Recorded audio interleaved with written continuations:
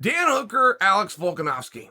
I mean, these are two. If there was ever two badasses, these are them, and they're in the same room. They're teammates. So Hooker has now invaded the weight class. I thought Hooker was going the other way. Hooker is so tall, he's got such a frame. I thought he's going to be a 70-pounder. He's going down to 45. Now, that's extremely relevant when he's training with the champion of 145.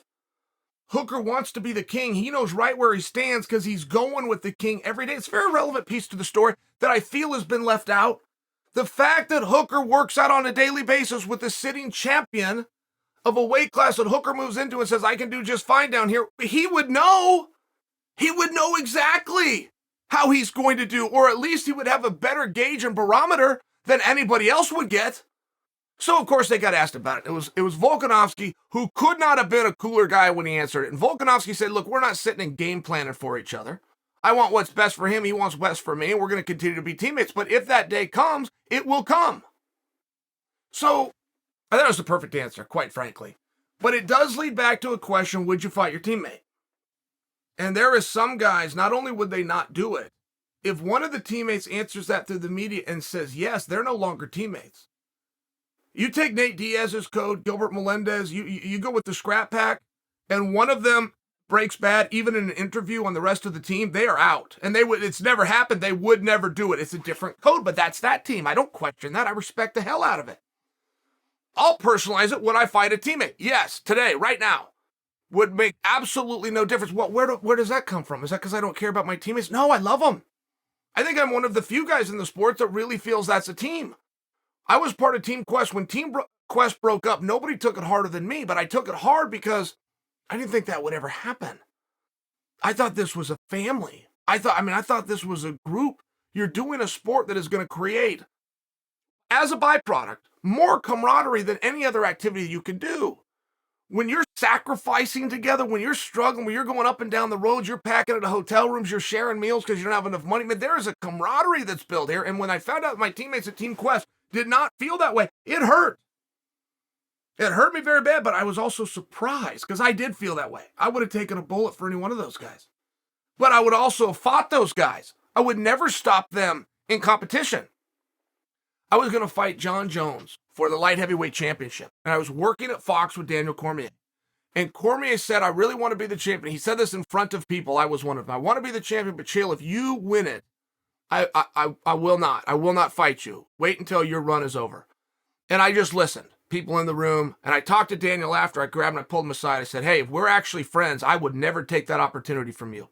And if you think that you can beat me and have the belt, you need to come in and beat me and take the belt because that's what's best for the sport. We had this one talk. The same way that I didn't say anything when he made the statement, he said nothing when I made the statement back to him. But I would not have taken that opportunity. If you have the ability to give it to a friend, you give it to a friend, right? My own mentality. How did I get this way? Well, I was 18 years old. There's a tournament that kicks off wrestling. And it might be the toughest tournament that we did in the country at the time. It might be harder than the U.S. National Championship. It was very respected, but it was called Sunkist. The Sunkist wrestling team put on a tournament, and it was the first one. Not only did every American show up to get matches, we had the Russians coming, we had the Cubans coming, we had a Ghali, who was the Olympic champion, Nigerian by way of Canada coming. I mean, there were some impressive names. We had Abdu. Abdu came, took on Chael, as a matter of fact.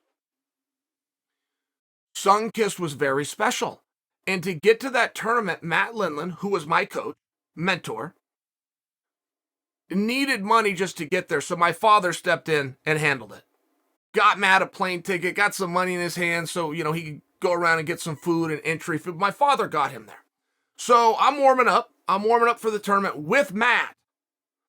We get a partway through the warm-up and Matt says, I saw the bracket. We keep pummeling. We're in the same weight class where I'm pummeling, I'm pushing, I'm getting warm. We got my sweat going. I'm pulling the head down. He's body locking me. He's stretching me out a little bit. We're doing a warm-up. He says, yeah, I don't think you saw it, did you? No, I didn't see it. I'm doing my warm-up. I'm pushing, I'm pulling, I'm doing all the stuff he said to do. He said, you got a pretty tough first match. Oh, is that right? Well, who do I got? And he just stands there looking at me. I go, I got you, don't I? He goes, yeah, you got me first. We're up in about 30 minutes. Okay. So I know that Matt can beat me because I go with him every day. Like, this is just a point of logic. I train with him every day and he beats me. Like, this tournament's not going to be any different because we're in singlets, but it's still going to be I'm still got to get through it. Even if I'm headed to the backside, I got to go out and learn what I can learn in this match. Get myself warm, get myself sharp, get me ready for whatever is next. It's just the reality of the situation. But I also knew that this is going to be close and it's going to be a long match because Matt's going to carry me. He's going to get 4 or 5 points. You know, maybe he lets me get on top and get to my lock, but I'm going to be out here for the duration. I'm going to be out here for all 6 minutes or what else? How would I not be? He's going to kick my ass when he's my coach and my father got him here? No, of course not. My dad's in the stand watching the whole thing. Of course not. Wrong.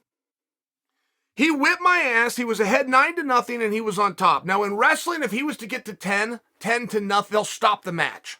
Think of it like a mercy rule in Little League Baseball. Matt's on top. Now, when you're on top of a guy, there's 20 different ways to score, and you can score 1-point holds or you can score 2-point holds. There's a way that you can score a 5-point hold, but it's extremely uncommon.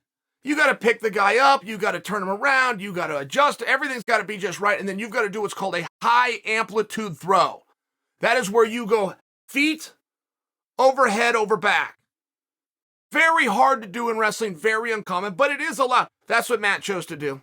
He was ahead by 9. He only needed 1 point. He chose to pick me up, turn me around, put me at great risk. That's why you get all the points.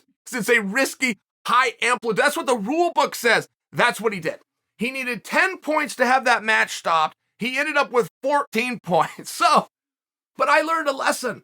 I do not hold that against Matt, not one little bit. I didn't at the time, and neither did my father. Matt was our coach. Matt was teaching a lesson, which is you've got no friends from 9 to 5.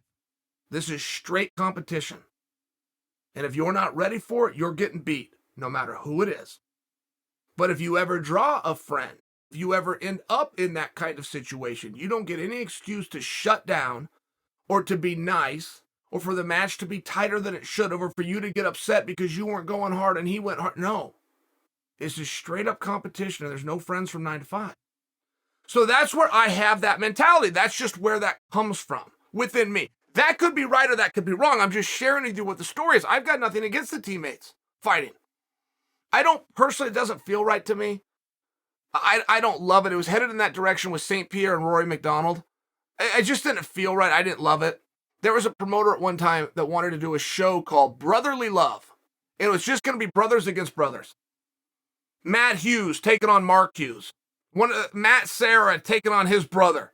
The main event was going to be Ken Shamrock versus Frank Shamrock. It didn't feel right to me. I would be very curious. Ken and Frank had a very meaningful and very public back and forth. I don't want to see them fight. It just didn't feel right. And other people agreed with me. The show went absolutely nowhere. I suspect that you guys have never even heard of Brotherly Love until I just threw it at you right now. But it didn't feel right. And I'm still that way with teammates. I don't need to see two teammates fight. On the other side of it, I do need to see the champion take on the number one contender. That's true. I do. The integrity of the sport requires that the right two guys compete against each other, particularly when the championship is on the line. So wherever you sit on that, you won't get judgment from me. If you have the scrap packs mentality, I will respect it. But if you have my mentality, I think you'll respect that too. It's not personal. But it is what the rules of the sport call for. Protocol calls for competition amongst the top guys at the called upon time. You ponder it. You think that over, but I will be reading the comments. I'd like to know where you stand on it.